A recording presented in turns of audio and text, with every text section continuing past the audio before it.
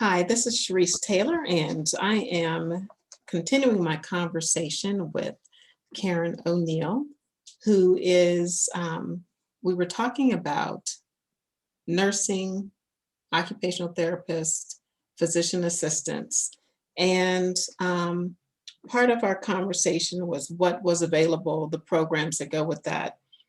And can you talk about the skills and prerequisites that are required for these programs? Yes. So the prerequisites are common. The science ones are common to these programs in that each of them wants to see that the students have taken anatomy and physiology 1 and 2 with labs. That's common for all those 3 programs. Nursing and PA, they want to see also that students have taken microbiology with lab and chemistry with lab. And then PA also wants to see that students have taken biochemistry or organic chemistry with lab. Okay. And then all 3 of those programs want to see that the students have taken also developmental psychology and yeah, and then physician assistant studies and occupational therapy studies also want to see that they've taken abnormal psychology also. And then all 3 of those programs want to see that students have taken medical terminology. Okay. And for a math, I would recommend statistics for all 3 of those programs. Wow, that's good. That's great, because when students are meeting with their counselors trying to plan courses that they need to be able to be successful in those areas, it's good to have that good foundation and know that exactly what they need to have. So this leads me to a question of, does it really matter what undergraduate program you attend to reach your goals of being a nurse or a PA or occupational therapist? I really don't think so, because what supersedes the institute that you graduate from is just the fact that you get certified by the national boards at whatever level that you're testing at for those careers. If you're certified, you're certified. And although I have to say, some programs do have a reputation, they may have more of a higher reputation than others. Like we've heard for our program for Shenandoah University that, hey, people out in the field, they'll be like very excited to have one of our graduates because they know our program's really solid. So yes, reputation can matter for those programs, especially more regionally, regionally based. Right, which makes sense. But having the certification is excellent. And so pretty much anywhere you go, that's recognized. Yes, as long as if you're certified, then that means the national boards have said you're okay.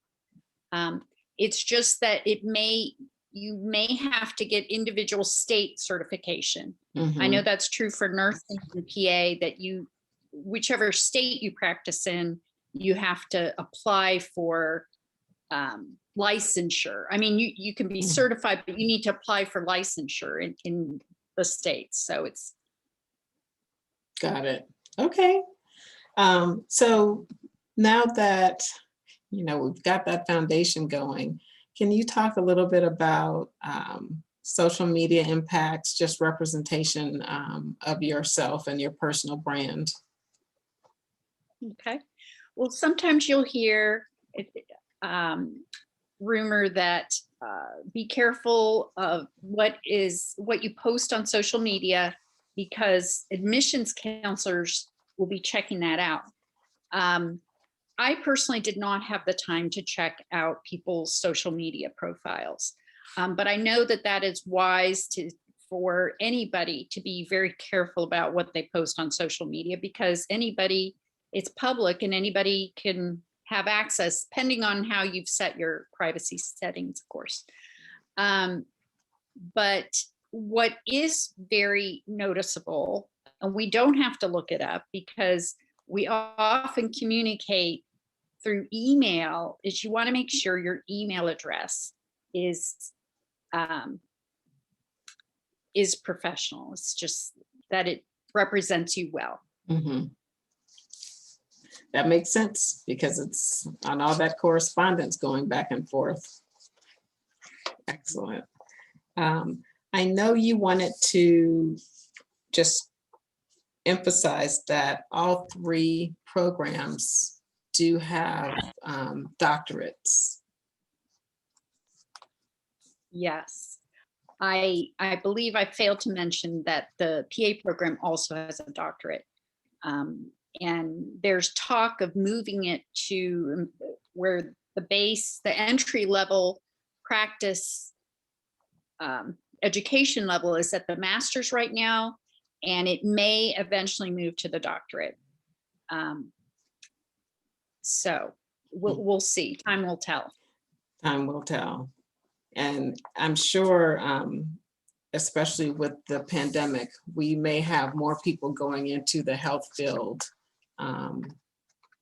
as an interest, just because they want to be able to help people and be in that position. So it's good to know what you need to do as a student to prepare for that field, and to know that you can go as high as a doctorate for those industries as well. So is there anything else, any other pearls of wisdom that you have to share with students and families? I would just share that if you have a particular program in mind, to do your homework. Usually the best way to do that is to visit the website and look at everything that's posted there. And also, if they offer information sessions, sign up and attend an information session, because you'll learn even more that way.